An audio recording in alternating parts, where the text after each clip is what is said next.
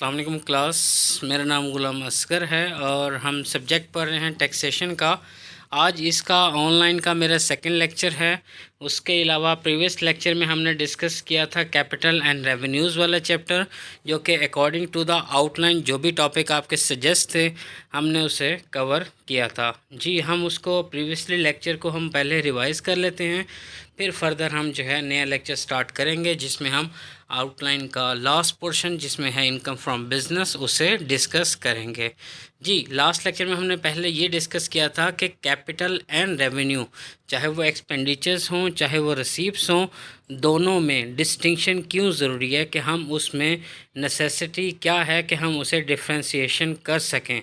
तो हमने उसके कुछ पॉइंट्स पढ़े थे जिसमें हमने ये डिस्कस किया था कि कंपनी की जब इनकम स्टेटमेंट बनाई जाती है तो इनकम स्टेटमेंट में आप रेवेन्यूज़ में से सिर्फ़ और सिर्फ जो आपके रेवेन्यू एक्सपेंडिचर्स होते हैं उन्हें ही माइनस करते हैं, जबकि कैपिटल एक्सपेंडिचर्स का वहाँ पर कोई अमल दखल नहीं होता और आपको टैक्स बेनिफिट भी सिर्फ़ और सिर्फ रेवेन्यू एक्सपेंडिचर्स पर मिलता है, ना कि आपके कैपिटल एक्सपेंडिचर्स के ऊपर। तो सबसे पहले हमने उसकी नेसेसिटी को देखा था कि क्या नेसेसिटी होती है, फिर हमने देखा कि कैपिटल एंड रेवेन्यू एक्सपेंडिचर को किस तरीके से डिफ्रेंशिएट किया जा सकता है।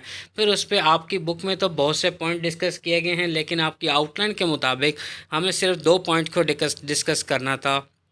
एक पॉइंट था परचेजिंग एन एसेट और दूसरा था period of benefit. Purchasing an asset, जब भी आप कोई एसेट परचेज़ करते हैं या तो वो रेवेन्यू एक्सपेंडिचर होता है या वो कैपिटल एक्सपेंडिचर होता है। तो आपको कैसे पता चलेगा कि कौन सा एसेट रेवेन्यू है और कौन सा एसेट कैपिटल है। तो दो तरह के एसेट्स होते हैं, एक एसेट होता है फिक्स्ड एसेट, दूसरी टाइप जो है वो है फ्लोटिंग एसेट की। फिक्स्ड एसेट एक ऐसा एसेट जिससे आप यूज़ करने के लिए परचेज़ करते हैं फॉर द कंटिन्यूस बेनिफिट, ऐसा एसेट क्या कहलाता है, कैपिटल एक्सपेंडिचर कहलाता है। दूसरा एक्सपेंडिचर आप करते हैं फ्लोटिंग एसेट को परचेज़ करने में। फ्लोटिंग एसेट एक ऐसा एसेट होता है जिसे आप रीसेल की इंटेंशन से परचेज़ करते हैं कि आपने वो एसेट दोबारा रीसेल करना हो, ऐसे एसेट को फ्लोटिंग एसेट्स कहा जाता है। तो आपके फिक्स एसेट जो होंगे वो कैपिटल एक्सपेंडिचर्स होंगे और जो आपके फ्लोटिंग एसेट्स होंगे वो क्या होंगे, रेवेन्यू एक्सपेंडिचर्स होंगे। ठीक है जी, ये आपका था परचेजिंग एन एसेट कि जब भी आप एसेट परचेज करेंगे। अब आपको एग्जांपल देता हूँ, हमने एग्जांपल देखी थी कॉटन फैक्ट्री की, कॉटन जाइनिंग की। जाइनिंग का मैंने आपको बताया था कि जीन से निकला है, जिसका मतलब ये है कि आप अपनी कपास को साफ़ करवाते हैं। साफ़ करवाने से मुराद उसमें जो बीज हो उसको अलहदा कर देते हैं और जो भी मटेरियल जिससे वहाँ मौजूद नहीं होना चाहिए उसे अलग करवाते हैं। इसके लिए आपने मशीनरी परचेज़ की, पहला एक्सपेंडिचर। दूसरा आपने कॉटन परचेज़ की, दूसरा एक्सपेंडिचर।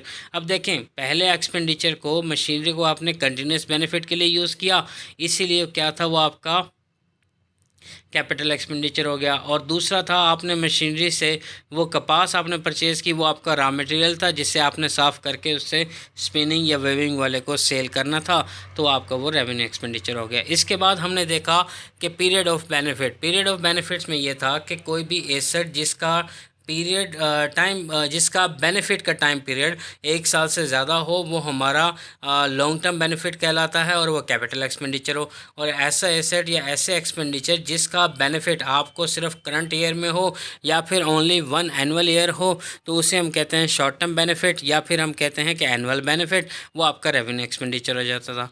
इसके बाद हमने कुछ एग्जांपल्स देखी थी कैपिटल एक्सपेंडिचर की और रेवेन्यू एक्सपेंडिचर्स की। अब आ जाते हैं, फिर हमने डिस्कस किया कैपिटल एंड रेवेन्यू रिसीप्ट्स को। कैपिटल रेवेन्यू रिसीप्ट्स को भी डिफरेंशिएट करने के लिए हमने सिर्फ दो पॉइंट्स को डिस्कस किया। पहला पॉइंट था substitution of source of income और दूसरा पॉइंट था isolated transactions. Substitution of source of income से मुराद ये है कि जब आपका इनकम कमाने का, इनकम का सोर्स चेंज हो जाएगा तो वो कैपिटल एक्सपेंडिचर होगा, और अगर इनकम का कोई सब्सटीट्यूट आएगा तो वो रेवेन्यू एक्सपेंडिचर्स होगा। एग्जाम्पल क्या है, देखें, आप पहले कमा रहे थे, आपके पास सैलरी थी, सैलरी के बाद आप रिटायर हुए और फिर आपकी पेंशन स्टार्ट हुई।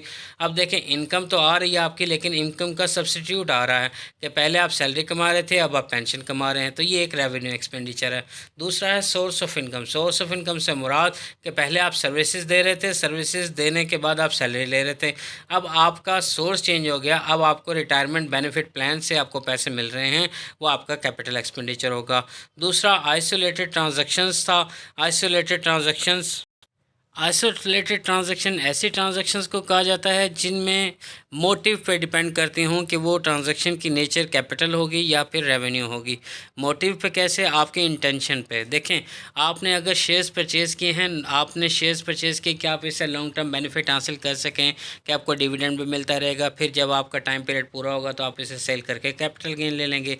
तो ये आपका मोटिव था कि आपने उसे यूज़ करना था लॉन्ग टर्म बेनिफिट के लिए। दूसरा है कि अगर आपने शेयर्स परचेज़ किए और उसे परचेज़ ही रीसेल पर्पसेस के लिए किया कि जैसे ही इसकी प्राइस बढ़ेगी मैं इसे रीसेल कर दूंगा, तो वो क्या होगा? रेवेन्यू एक्सपेंडिचर्स होगा। तो इससे पेश करते हैं isolated transactions.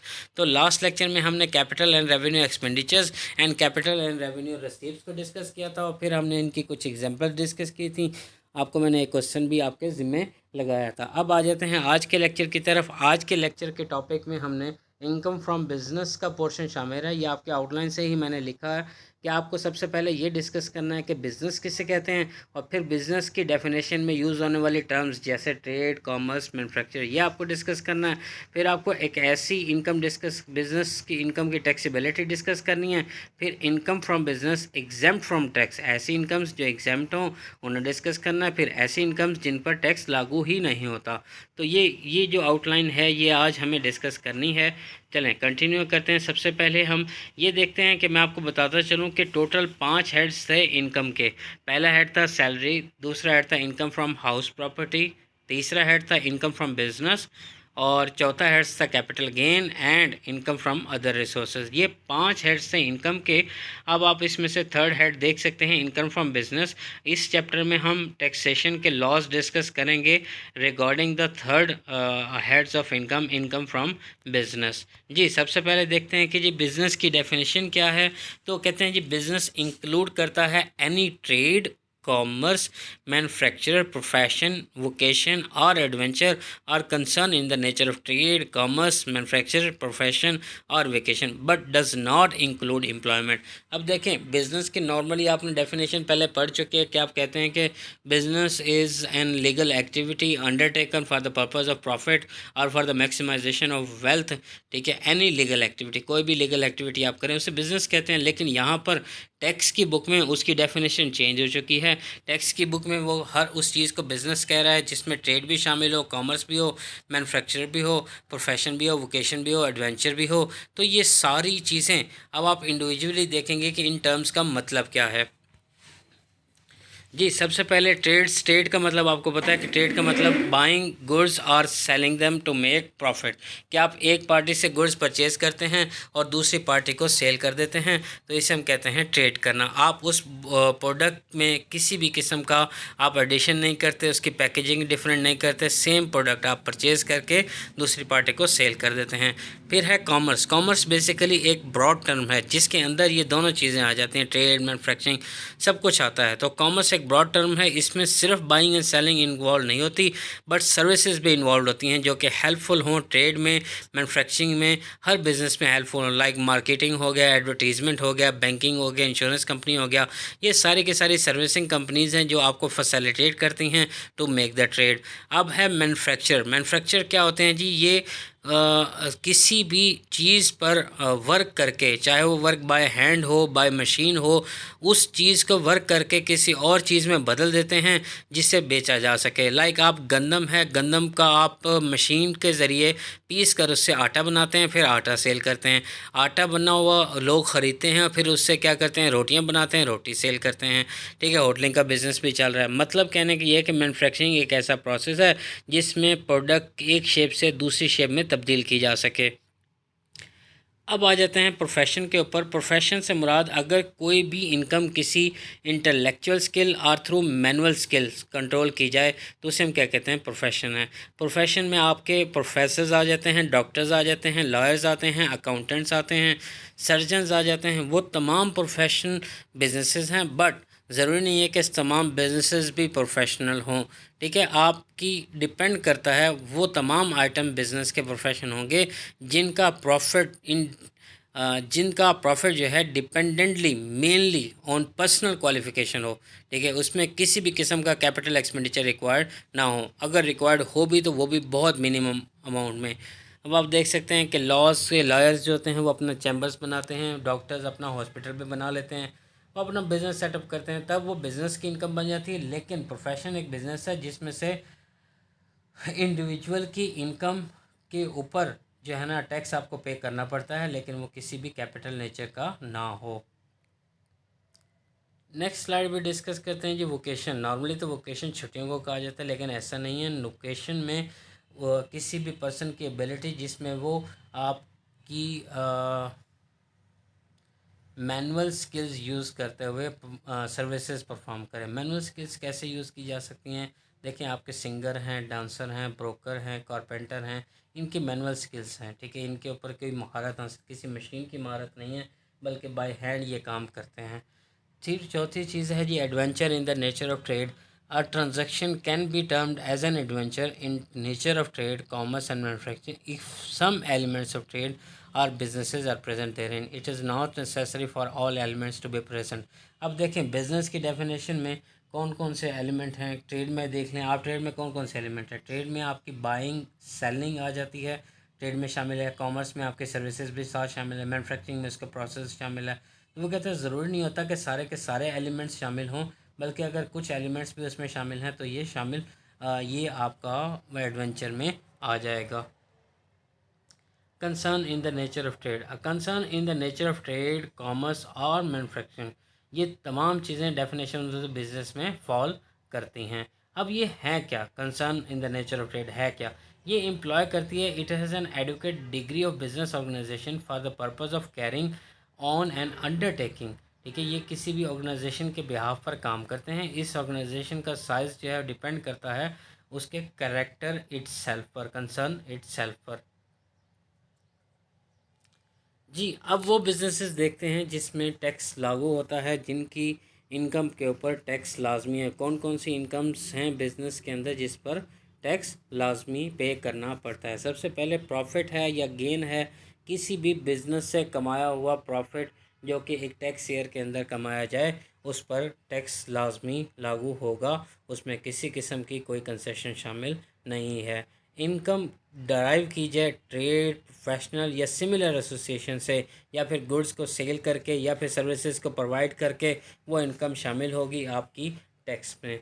Income from higher a lease of tangible movable property. सबसे पहले आपको टेंजिबल लफ्ज़ समझना है। टेंजिबल प्रॉपर्टी एक ऐसी प्रॉपर्टी जिसे आप छू सकते हो। लीज़ का मतलब ये होता है कि आप किसी कंपनी से या किसी पर्सनल से, किसी पर्सन से आप प्रॉपर्टी हायर करते हैं, प्रॉपर्टी लेते हैं, जिसके अगेंस्ट आप उसे रेंट के तौर पर पीरियोडिक कुछ पेमेंट्स देते रहते हैं। इसे कहा जाता है लीज़। तो अगर आपने टेंजिबल मूवेबल प्रॉपर्टी ली है और आपने उस पर कुछ इनकम कमा रहे हैं, वो इनकम टैक्सेबल है। अब आ जाते हैं फोर्थ पॉइंट पर, fair market value of any benefit prerequisite whether convertible into money और not drive a person from past present और प्रोस्पेक्टिव बिजनेस रिलेशनशिप। वो कहते हैं कि अगर किसी पर्सन ने अपने बिजनेस रिलेशनशिप की बिना पर कोई बेनिफिट हासिल किया, लाइक मेडिकल का benefit, like anything, travelling expense, किसी भी किस्म का कोई बेनिफिट हासिल किया है, चाहे उस बेनिफिट को पैसों के टर्म्स में कन्वर्ट किया जा सके या ना किया जा सके, आप उसकी मार्केट वैल्यू लगवाएंगे और उस मार्केट वैल्यू पर आप क्या करेंगे? आप टैक्स पे करेंगे। फिर है जी मैनेजमेंट फ़ी। मैनेजमेंट फ़ी जो है ये मैनेजमेंट कंपनी से चार्ज करती है। मैनेजमेंट कंपनी से मुराद ये मुदारबा कंपनी भी इसमें शामिल है, कंसल्टेंसी की फर्म्स शामिल हैं। अच्छा, मुदारबा कंपनी क्या होती है? मुदारबा और मुशारका, मैं दोनों बता देता हूँ। मुदारबा कंपनी एक ऐसी कंपनी होती है जिसमें एक पार्टनर जो है वो कैश लेकर आता है और दूसरा पार्टनर अपनी सर्विसेज देता है। जबकि मुशारका में ये होता है कि दोनों पार्टनर्स अपनी सर्विसेज भी देते हैं और कैश लेकर भी आते हैं। 6 पॉइंट को देखें, किसी भी किस्म का प्रॉफिट ऑन द डेट। देखें, एक दो, जब भी लोन की ट्रांजैक्शन अकर होती है तो एक बंदा लोन देने वाला होता है, एक लेने वाला होता है, यानी एक बोरोवर होता है और एक गिवर होता है। तो जो बारवर होता है वो उस पर इंटरेस्ट पे करता है। अब जो गिवर होता है, जिसने इंटरेस्ट रिसीव करना होता है, तो वो उसके लिए इनकम होती है। तो किसी भी लोन पर अगर इनकम कमाई गई है, वैसे जबकि उस बंदे का बिजनेस ही ऐसी इनकम कमाना हो, तो वो भी इनकम टैक्सेबल होगी। दूसरे लफ्ज़ों में बताऊं कि जब आपने किसी को लोन दिया हो और लोन के बदले में आप इंटरेस्ट ले रहे हो और नॉर्मली आपका बिजनेस ही लोन देना हो, तो वो आपकी इनकम में शामिल होगा। जी, टैक्सेबिलिटी ऑफ बिज़नेस अभी 7वां पॉइंट देखते हैं। मैंने आपको बताया था कि जब भी एक पार्टी एक एसेट को एक्वायर करती है लीज़ के ऊपर, तो उसमें से एक दोनों पार्टी, एक देने वाला लेसर बन जाता है, लेने वाला लेसी बन जाता है। अब वो बता रहा है कि लेसर के बारे में बता रहा है कि लेसर चाहे वो एक स्केजुअल बैंक है, चाहे वो एक इन्वेस्टमेंट बैंक है, चाहे वो डेवलपमेंट फाइनेंस इंस्टीट्यूशन है, चाहे मुतारबा कंपनी है, चाहे लीजिंग कंपनी है। जब उसने किसी और पार्टी को, लेसी को, अपना एसेट लीज पर दिया है, चाहे उसे वो ओन करता है या नहीं करता, लेकिन दूसरा पर्सन जिसको उसने लीज पर दिया है और वो उसको पेमेंट कर रहा है, तो लेसर की इनकम कहलाएगी। और लेसर की इनकम क्या होगी? फिर टैक्सेबल होगी। 8वां पॉइंट है ऐसी अमाउंट रिसीव करे बैंकिंग कंपनी या फिर नॉन बैंकिंग कंपनी। अच्छा, नॉन बैंकिंग कंपनी क्या होता है? नॉन बैंकिंग कंपनी ऐसी बैंकिंग कंपनी को, नॉन बैंकिंग कंपनी ऐसी कंपनी को कहा जाता है जो कि पूरी बैंकिंग के फंक्शंस को परफॉर्म नहीं कर रहे होते, या फिर वो किसी भी रेगुलेशंस के अंडर कंट्रोल में नहीं होते, या फिर वो किसी भी regulatory authority, banking regulatory authority को फॉलो नहीं कर रहे होते। ऐसे इदारे जब कुछ अमाउंट जो है represent distribution by mutual fund और प्राइवेट इक्विटी और venture capital fund out of its income from profit on debt shall be chargeable to the tax. जब वो ऐसी इनकम कमाए, चाहे वो प्राइवेट इक्विटी के ऊपर हो, वेंचर कैपिटल के ऊपर हो, चाहे म्यूचुअल फंड के ज़रिए हो, चाहे वो प्रॉफिट ऑन डेट हो, वो सारा का सारा चार्जेबल होगा टैक्स के under the head income from business. जी, अब डिस्कस करते हैं वो तमाम इनकम्स जो बिज़नेस के अंदर शामिल तो हैं लेकिन टैक्स से एग्जम्प्ट हैं। कुछ इनकम्स आप पहले से जानते हैं, लाइक किसी भी यूनिवर्सिटी या किसी भी एजुकेशनल इंस्टीट्यूट जिसका पर्पज़ पैसे कमाना ना हो, प्रॉफिट कमाना ना हो, उसकी इनकम क्या कहलाएगी? आपकी इनकम फ्रॉम द एग्जाम्प्ट हो जाएगी बिजनेस से। दूसरा है income from computer training institution और कंप्यूटर ट्रेनिंग स्कीम।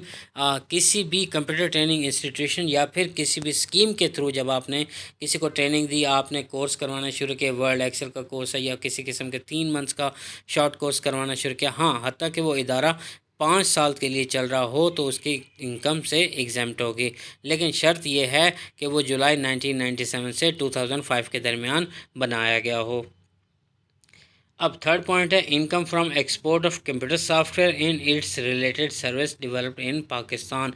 किसी भी किस्म का आप सॉफ्टवेयर बनाते हैं तो उसके ऊपर आपकी इनकम एग्जाम्प्ट होगी। एग्रीकल्चर इनकम के ऊपर भी इनकम टैक्स एग्जाम्प्ट होगा। Income of trust, welfare institution, non profit organisation पर भी कोई टैक्स नहीं लगता।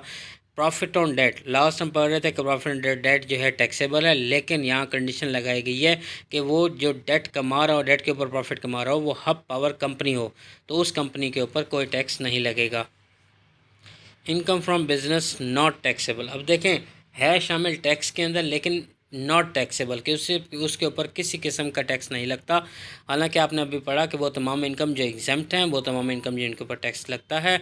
अब ये एग्जाम्प्ट ही नहीं है। एग्जाम्प्ट का चक्कर ये होता है कि जब नया फाइनेंस एक्ट पेश किया जाए, हो सकता है उसके अंदर वो रिस्ट्रिक्शन लगा दी जाए कि अब ये वाले लोग भी इनकम के ऊपर टैक्स देंगे, लेकिन जो इनकम अब हम डिस्कस करने वाले हैं, ये इनकम कम्प्लीटली टैक्सेबल नहीं होती। Like remuneration receive by a professional man as an examiner. ठीक है, आप एक टीचर हैं लेकिन आपको किसी टेस्ट का सुपरिटेंडेंट बनाकर भेज दिया गया है, तो आप किसी ऊपर आपकी इनकम के ऊपर कोई टैक्स लागू नहीं होगा, सुपरवाइज़र हो या फिर एग्जामिनर के तौर पर भेजा गया हो। Income of non professional writer, देखिए वो प्रोफेशनल नहीं है लेकिन वो सीरीज़ लिखता है किसी अखबार के लिए, किसी न्यूज़पेपर के लिए, तो वो भी क्या होगा? नॉट टैक्सेबल होगी। फिर है कैजुअल इनकम। कैजुअल इनकम या फिर कैजुअल इनकम से मुराद कि आपने प्राइस बॉन्ड ख़रीद रखा था और इस दफ़ा पता चला आपकी लॉटरी निकल आई, तो जब आपकी लॉटरी निकली तो आपको इनकम मिलेगी।